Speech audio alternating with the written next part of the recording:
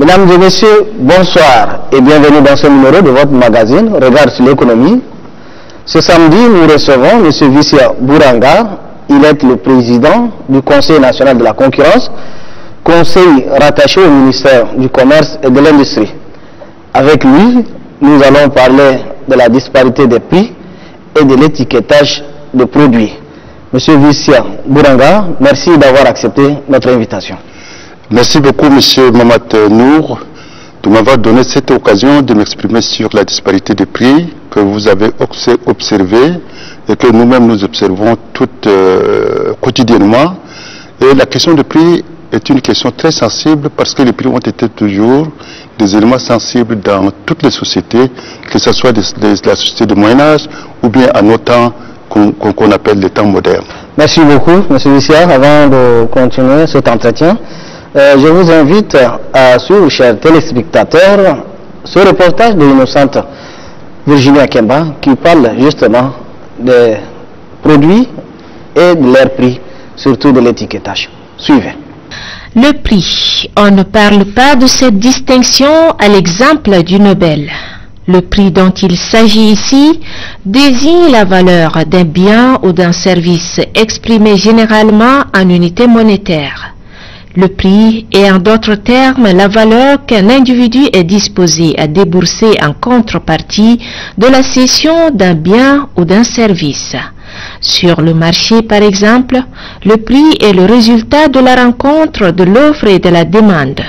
Il est aussi un indicateur de rareté d'un bien ou d'un service. L'on saura par exemple qu'un produit existe en quantité limitée lorsque le prix de celui-ci est élevé. Intéressons-nous à la détermination du prix dans notre pays. Tenez, faites un tour dans quelques boutiques ou pharmacies de la place et vous vous rendrez compte que la boîte achetée à 4 000 francs CFA à côté peut vous coûter facilement 5 000 francs ou plus, un peu plus loin. Malgré les initiatives telles que le concept juste prix, le changement n'est pas perçu. Mais quelle est l'importance du prix et pourquoi cette instabilité? Est-il possible d'obtenir un prix fixe des produits? Mesdames et messieurs, les réponses c'est tout de suite dans l'entretien avec l'invité de Regard sur l'économie. Monsieur Vissia Bouranga, merci une fois de plus. Je le disais tout à l'heure, vous êtes président du Conseil national de la concurrence au ministère du Commerce et de l'Industrie. Vous venez de suivre avec nous ce reportage de l'innocente Virginie Akemba et nous constatons que presque dans tous nos marchés et particulièrement ici en N'Djamena, une disparité des prix sur les produits, surtout alimentaires et autres. Qu'est-ce qui explique cela?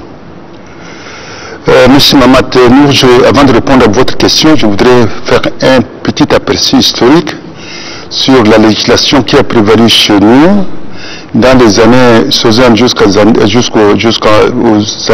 80 en ce qui concerne les prix.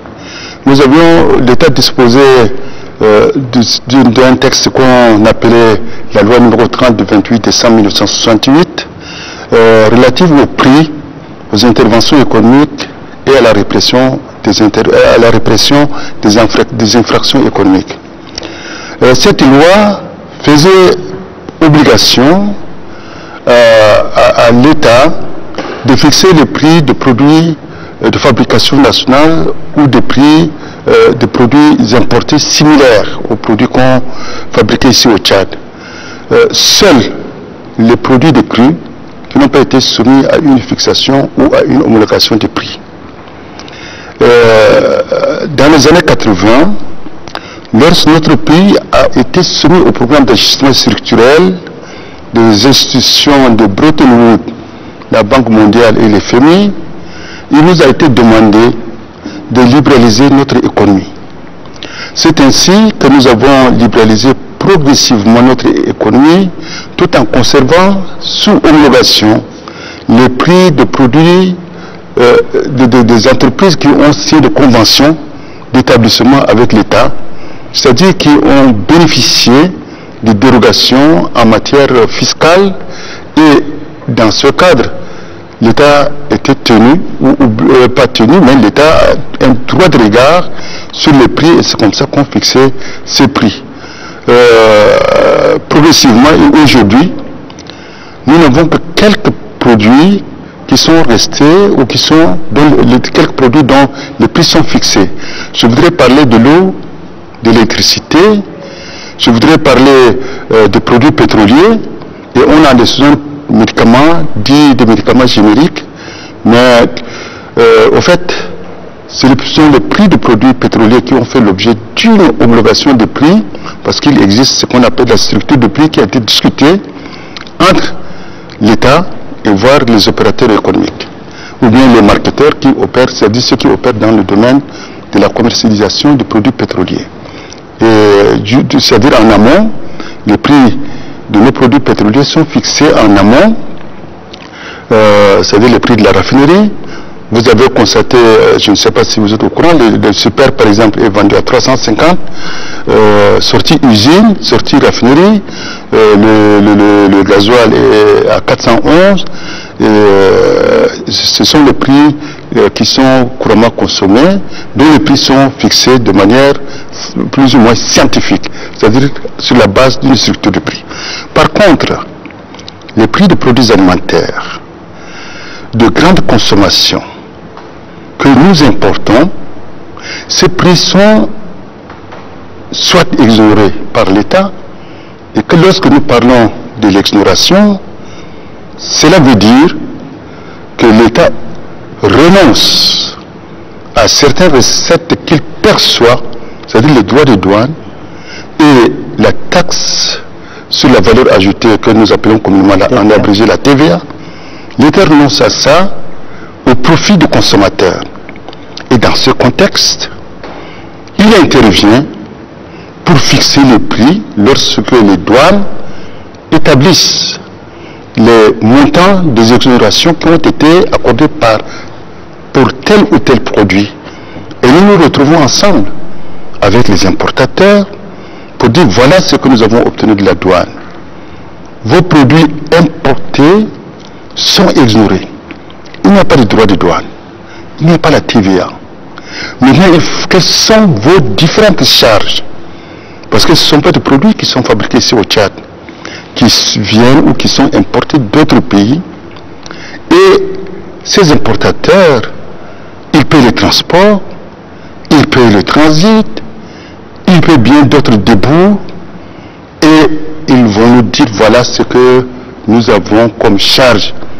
Si vous enlevez la partie droit de douane, la TVA et d'autres, nous voudrions que nos prix soient à tel niveau. Et lorsqu'ils nous font ces propositions, nous allons les examiner, on revient, on se retrouve ensemble pour leur dire que voilà, nous avons pris contact avec les transitaires, nous avons pris contact avec les manutentions, on nous a dit que ce que vous avez déclaré, c'est plus ou moins exact, mais on peut intervenir sur telle ou telle charge pour que celle-ci soit revue en baisse. Et si les importateurs trouvent qu'il y a leur compte, plus nous faisons l'arbitrage entre les consommateurs et ceux qui importent, ou entre les consommateurs et les producteurs, nous nous mettons d'accord sur un prix qui ne laisse pas le consommateur, qui ne laisse pas non plus, les consommateurs, les importateurs ou les producteurs de ces produits.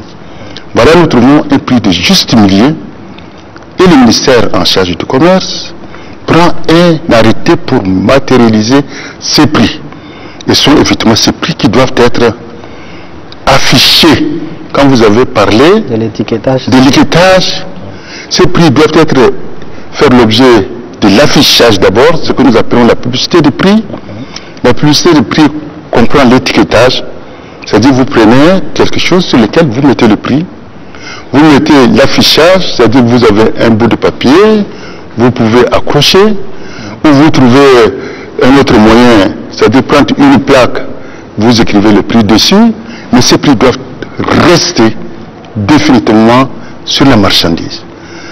Curieusement, ce que nous avons constaté, nos commerçants, tels que vous les connaissez, n'ont pas l'habitude de s'afficher de la publicité des prix.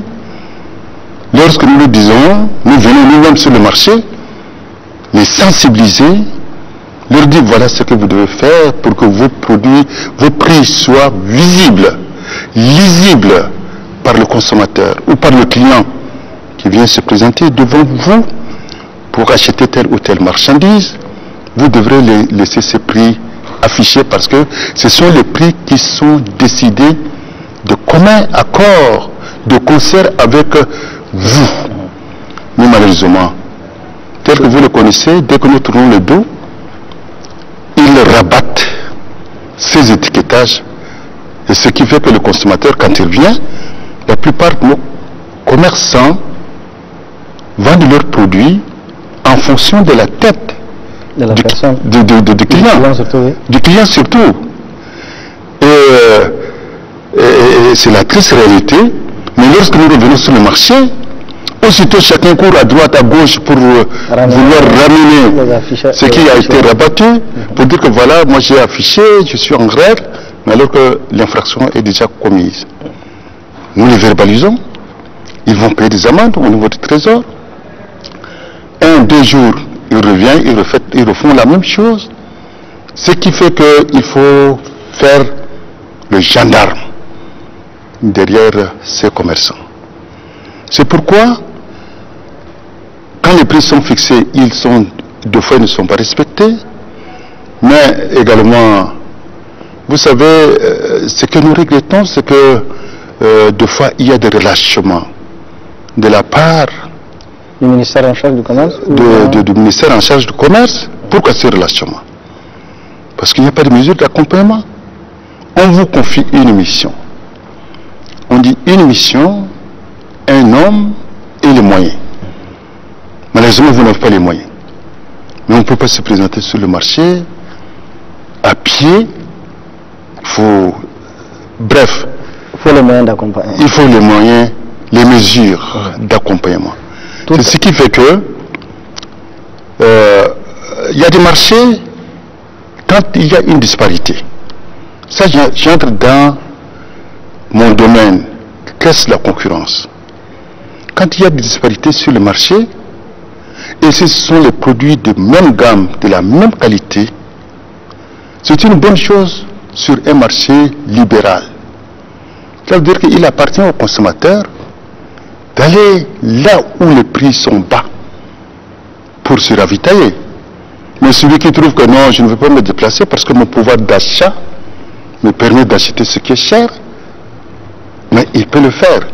Cela veut dire que le consommateur a le libre choix.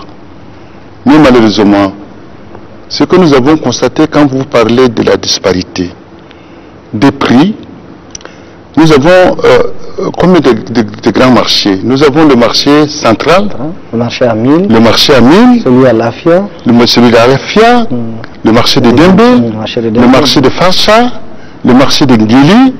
Mais quand vous allez là, les prix ne sont pas les mêmes. Pas du tout. Et il en va de même. Pour les pharmacies surtout. Pour les mesures, pour les unités de mesure, vous avez le Koro. Certaines sont grandes, d'autres sont petites, d'autres sont défoncées. Alors, ce qui fait que celui qui défonce, il sait que la quantité n'est pas grande. Donc il peut vendre moins cher par rapport à celui qui dit que mon Koro, je ne veux pas le défoncer, je ne veux pas non plus le trouver. Alors, nous disons le plus souvent qualité, prix. C'est-à-dire qu'il faut que le produit soit de bonne qualité pour qu'il puisse coûter cher. Mais malheureusement, ce que nous avons remarqué, nous qui intervenons sur le terrain, il y a une sorte d'entente entre les commerçants. Celui-ci a amené son produit, peut-être ça lui a coûté moins cher, le prix de revient n'est pas comme celui de son voisin, mais quand il constate que tout le monde vient acheter à ce prix, il fixe les mêmes prix, c'est-à-dire sans distinction. Ce qui fait que quand nous fixons les prix, lorsque c'est nous qui fixons les prix, on sait que ce sont les prix qui sont administrés, qui sont décidés par l'État, Donc pour nous, ce sont de bons prix. Mais lorsqu'ils sont libres en ce moment, les prix varient d'un marché à un autre. Et c'est ce qu'on peut appeler la loi de l'offre et de la demande. Ça répond au mécanisme de la concurrence. Tout à l'heure, vous avez parlé de l'homologation des produits pharmaceutiques, par exemple. Oui. Mais là, également, un produit homologué, mais on rencontre des disparités également d'une pharmacie à une autre. Mais je l'ai acheté à 750 francs de plus hier, par exemple. Vous savez, il faut faire la différence entre ce que je viens de dire et les prix auxquels vous faites allusion. Nous avons ce qu'on appelle les produits pharmaceutiques, les génériques, c'est-à-dire de produits de grande consommation. Lorsque nous avons fixé le prix des médicaments en son temps, c'était ce genre de produits. L'aspirine, la nivaquine, tous ces produits-là sont appelés des produits essentiels ou des produits génériques qui sont le plus consommés par la population. Et on est parti sur une base de ce qu'on appelle la marge bénéficiaire. Sur ces prix, nous avons accordé une marge bénéficiaire de 30 francs aux détaillants et 20 francs aux grossistes. Donc ça ne pose pas tellement de problèmes. Il suffit pour nous de prendre le listing et de vérifier si la commande a été faite sur cette base. Est-ce que le pharmacien ou le dépôt pharmaceutique est en train de vendre ces produits en tenant compte de la marge qui leur ont été affectés. Par contre, des autres produits auxquels vous faites allusion, les anti-inflammatoires, je ne sais pas lesquels, ce sont ces produits, les prix de ces produits sont libres. Sont libres. Chacun peut fixer selon, puisque nous ne fabriquons pas de médicaments ici au Tchad, ces produits sont importés. Selon les charges qu'il aurait supportées depuis l'importation jusqu'à destination. Il détermine son prix de revient, il détermine sa marge bénéficiaire, laquelle peut lui permettre de couvrir ses charges en matière de salaire à ses employés, en matière de paiement de l'électricité, et s'il loue en matière de loyer, tout cela il dégage.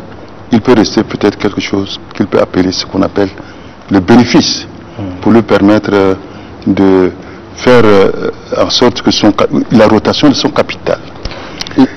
Le gouvernement et je n'ai pas encore fini. Nous avons été interpellés. Nous sommes interpellés en 2000, si je ne me trompe pas, en 2015 ou en 2016. Le défunt maréchal a écrit au ministre de la Santé publique, au ministre du Commerce, pour leur demander de voir la possibilité d'harmoniser les prix des produits pharmaceutiques. Parce que les prix varient d'une pharmacie à une autre. Nous avons mis même en place un comité. On a commencé à vouloir faire une structure de prix pour harmoniser les prix de ce produit que je disais tantôt sont libres.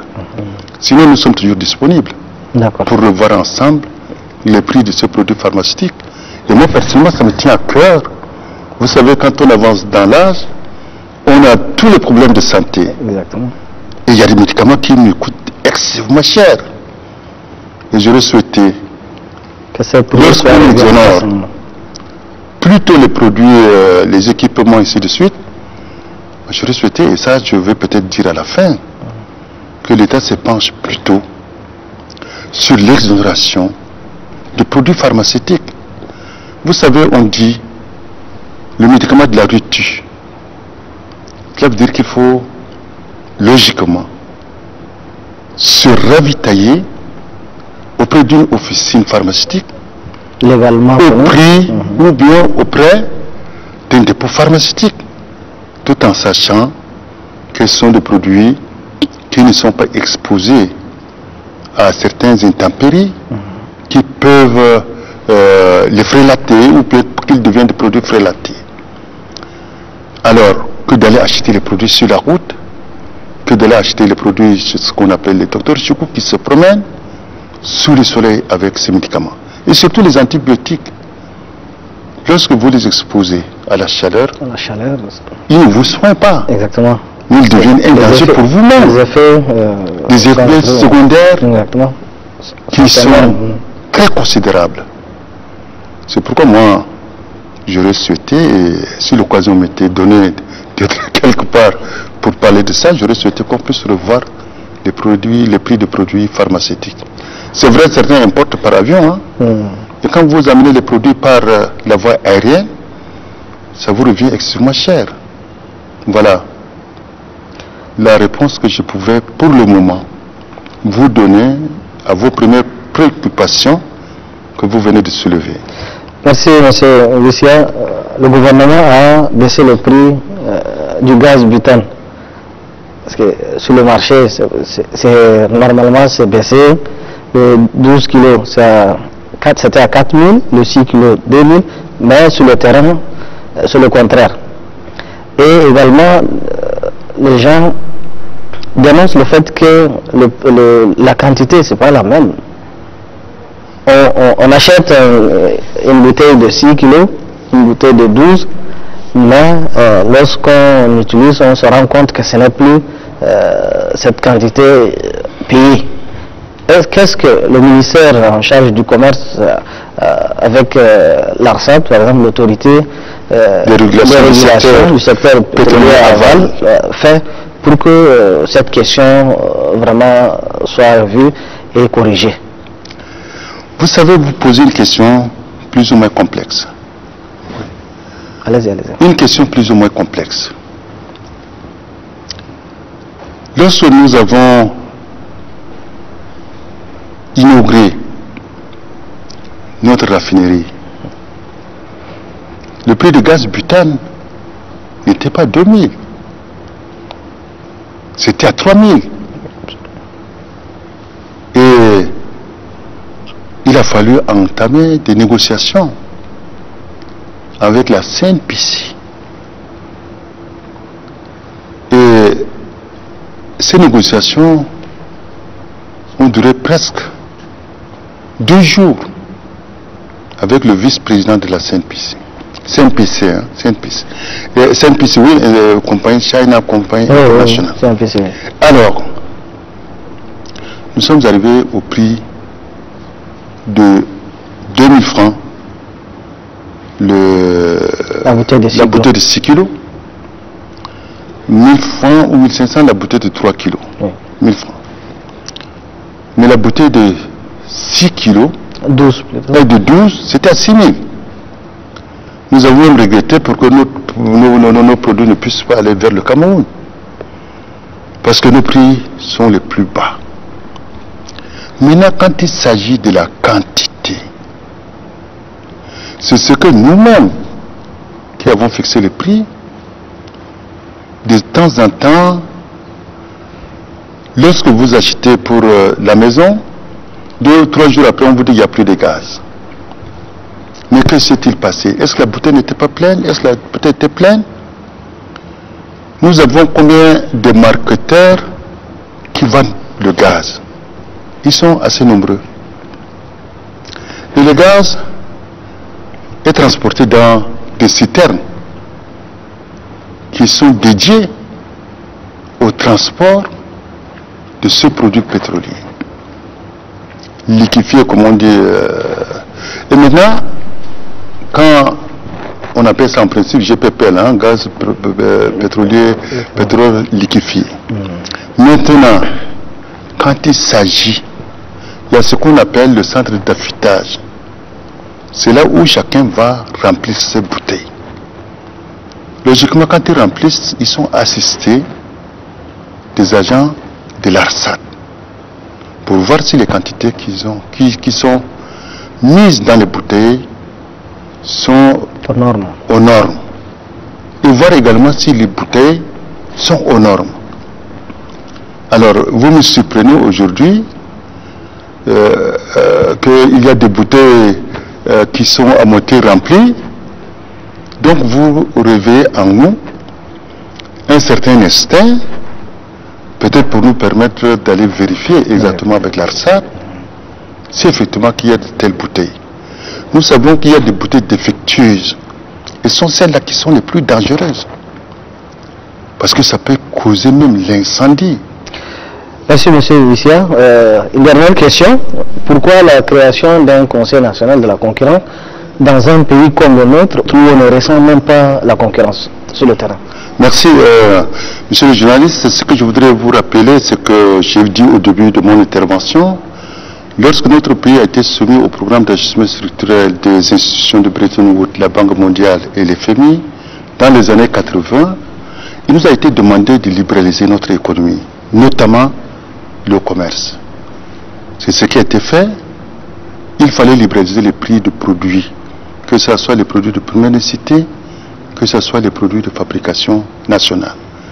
Mais nous avons fait un effort pour conserver sous fixation ou homologation les produits des entreprises ayant bénéficié de conventions d'établissement. C'est-à-dire celles qui ont bénéficié des exonérations fiscales. Donc on a dit que ces entreprises, il fallait encore contrôler ou fixer les prix. Et progressivement, lorsque nous avons été confrontés au problème de la dévaluation de franc CFA, on ne pouvait plus continuer ce prix et c'était une libéralisation encore partielle de certains produits même qui étaient sous convention.